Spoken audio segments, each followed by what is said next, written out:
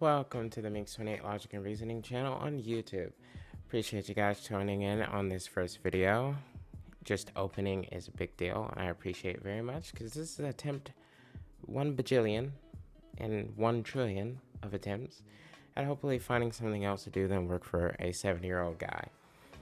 Maybe I could work for you guys, the listeners, watchers. So, share, like, subscribe, turn on that notification bell, the whole 900. And anyways, let's get into our first episode. And actually, before we begin, I just want to cover some things. I'm not responsible for you crashing your car if you're laughing too hard. I'm also not responsible for you feeling uncomfortable for any cringe we might cover at all, okay? You know what you signed up for. More than likely, if you click this video, you know me. At least right now, hopefully in the future. Maybe you don't. Anyways, let's get into it. So our first episode, we're going to cover something that has been blowing up. Obviously, everyone knows about it. If, you don't live under a freaking rock, you know about it. And that is the beef between Kendrick Lamar and Drake. Okay. And it is popping off, to say the least. The beef between these two. It's something I don't think anyone expected, because we're so used to rap beefs being like simple and useless, especially in today's like rap environment, because most people aren't really either A, about what they're about, B, have abandoned what they're about, like, being from the hood and whatnot, or hardcore life, or the real struggle. Or you get situations where it's just like already famous people with nothing to do but brag about how they're more famous than someone else. Like, for instance, Drake was in a beef with Meek Mills, and that beef was really just about who was on Nicki's fucking good side first. It was boring, it was bland, it was just two dudes taking shots at each other that no one gave a fuck about. But then we get this gem, this beauty. I mean, the only thing I can say that comes close to it wasn't even really a rap beef. It was Eminem and MGK. And that wasn't really a rap beef. Okay, that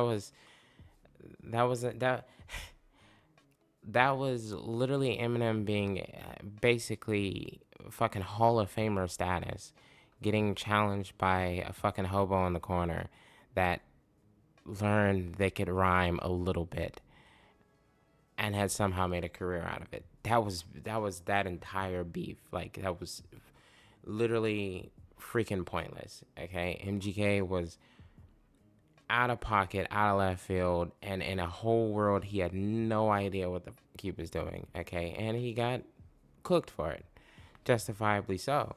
But the Kendrick Lamar Drake beef, I mean, one, it came out of nowhere, kinda.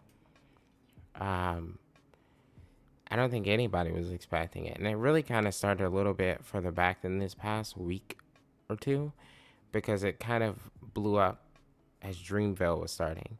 And being from North Carolina, I heard about it, a lot right as Dreamville was approaching. And at first, I was thinking J. Cole is, I was thinking he was a little pussy, pulling back on that during the end of the Dreamville festival. And now I see why he pulled back, okay? Because he didn't want Drake or Kendrick Lamar coming for his life. And could you blame him?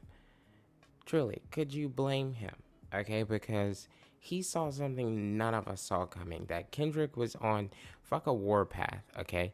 Kendrick was straight up going full on scorched earth, fucking Genghis Khan. Here comes the Attila the fucking Hun, straight up massacre on Drake, okay? And there are gonna be Drake dick riders out there. I get it. You think this motherfucker is great. You bang your head to every fucking hit he's got. You pull up to your girlfriend's house with fucking Marvin's Room playing when she's about to dump your ass and you know what's coming. I get it. 100%. Okay? I think you're a bitch for it, but, you know, who cares, right? You like what you like. Me, on the other hand, I don't know. I don't know. I think we need to literally have a straight up a Hague hearing, like a fucking hearing at the court of the Hague for Kendrick Lamar for what he did to Drake, okay? Because he went beyond, okay, above and beyond. Before Drake could even pull out his pistol, Kendrick Lamar straight up dual shotted him in the head, okay? This shit was unexpected whatsoever. Like, this is a true revival of rap beefs on the level we did not think was possible, especially not in today's world. Like, I don't know, every rapper's PC, every rapper is just like the same. And then Kendrick Lamar said, nah, watch this go down. And he chose a target that's like, you might think, like me, Drake's music is okay, it's trendy, it's more poppy and rise the trends than it is like some kind of like artistic original expression, right? And that's fine, okay? Again, you like what you like, listen to what you want to listen to. I don't really care. But Drake is still Drake, okay? He's still a name that we all have like an understanding of. If he drops something, it's a hit. If he is featured on something, it becomes a hit. Like, we all understand that. It's the same thing with like, not saying that she's not great, but like Taylor Swift or BTS, their names just carry a weight to them, regardless of if you respect or like or dislike or in love with whatever they've done. It just doesn't matter. So Kendrick Lamar taking a shot at that, especially with Drake being, you could arguably say Drake is one of the greats of rap, but there's a tier to greatness.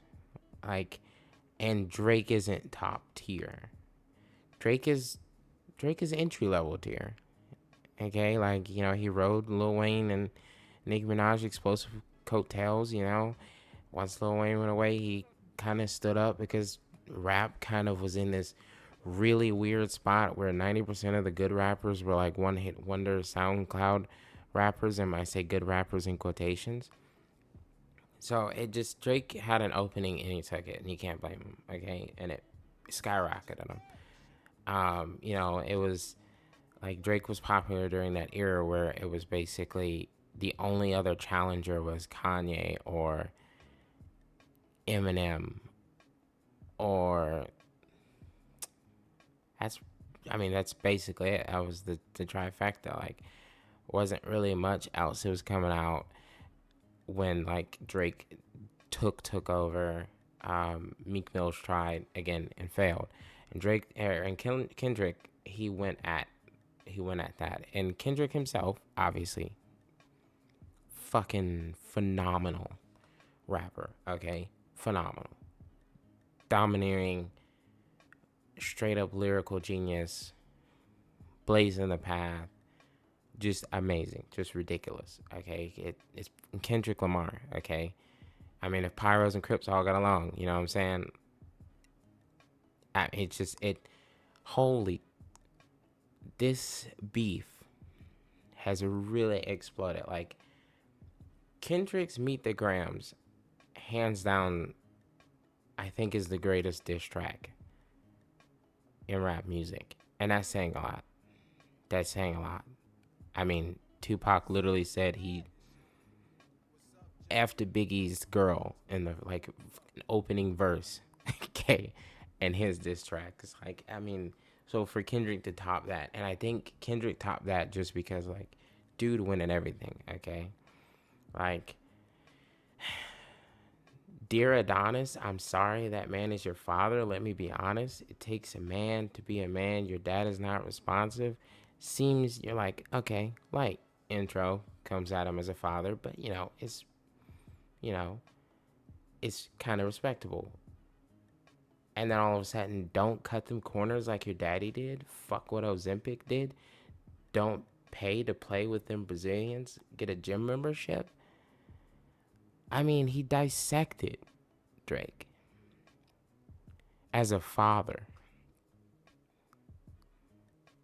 He put like 15, 20 lines into dissecting Drake as a father and didn't stop. He didn't stop, okay?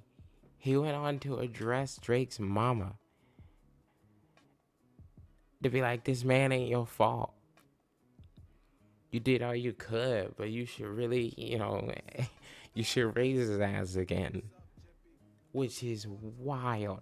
And then he went on to address Drake's father. I've never really liked Drake's father. The fucking big mustache thing going on, it's like pedophile. I don't know. It's an interesting family. I would say that shit, to say at least. At which we all got interesting families, so what the fuck do I know? But then, okay, everybody knows Drake has a questionable pass.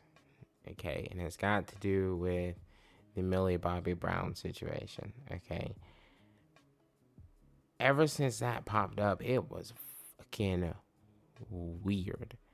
It was fucking weird to me, that Millie Bobby Brown situation. She was like 14, 15, 16, 17. She was under 18 by a large margin texting this motherfucker. And I don't know.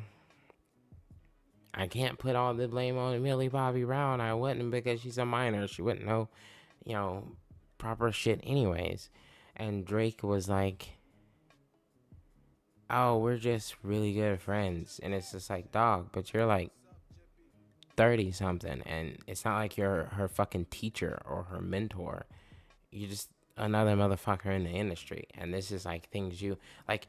I don't understand celebrities that decide, I'm gonna text someone that's below the age of fucking 18 that I have nothing to do with and get close to them. I don't understand that logic. That should immediately just be a no-go, regardless of your stance on how that looks. It feels like it should be weird. But then again, maybe I don't know, I'm fucking built normal and they're built different, or whatever the fuck you want to call it. But like, he's always been sus. Drake has always been sus to me. Ever since that shit came out and the messages, it was just suspect. It was weird. Millie tried to defend him, I think.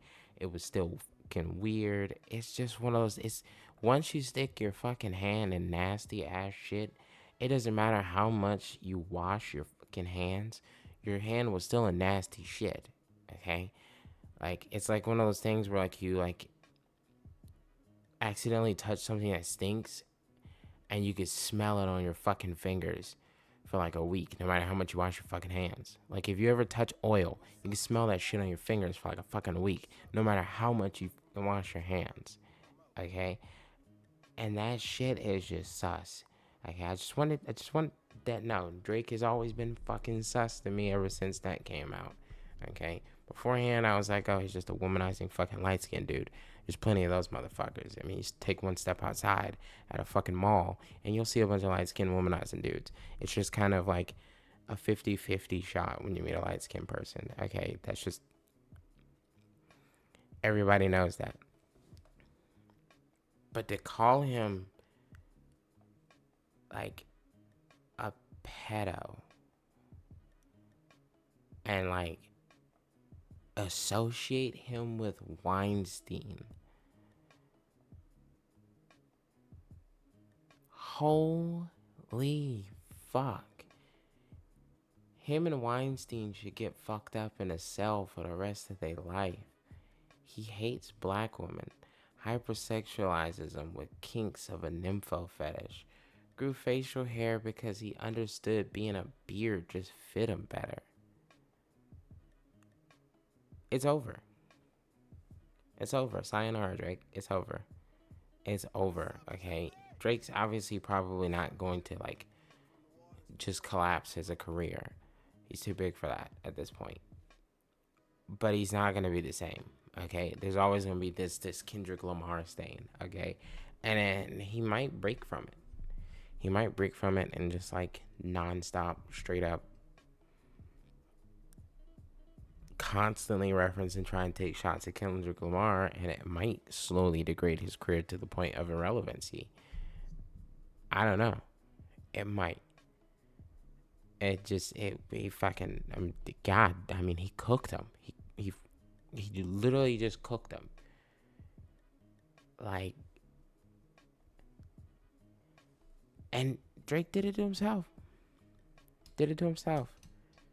Okay, he did it to himself. One, he came to a gunfight with fuck a hunting knife. He came to the gunfight with a fucking butter knife. Okay, and Kendrick Lamar came with a fucking an A10 Warthog cannon. Okay, like a fucking kill package. A fucking just straight up murked and ready to go. Okay, Kendrick just was ready.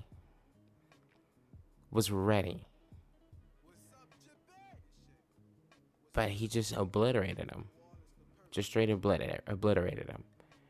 And I don't think Drake, was prepared at all for what this was going to be. And I don't think he ever could have been. Drake's just not that type of artist. And obviously some of these things could be a lie. Like one of the things I didn't bring up was the daughter thing, because I don't know. There's no evidence, there's no proof. But like, there's truth enough to call things as it is. And that's a Kendrick victory. And even if it keeps going, Kendrick's won. Kendrick's won. Even if it keeps going, it's over. There's no recovery. There is no recovery. It's done. So Drake, let it go. Apologize. Something. Be the bigger man. I don't know. I don't think anybody knows. Kendrick just rewrote your whole career. So let it go. Anyways, appreciate you guys tuning in to the Minx channel. Once again, like, subscribe, click that notification bell. Let's build this channel. Let's keep this going.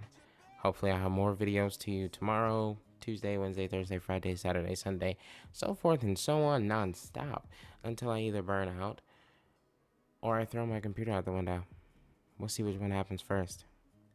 Peace.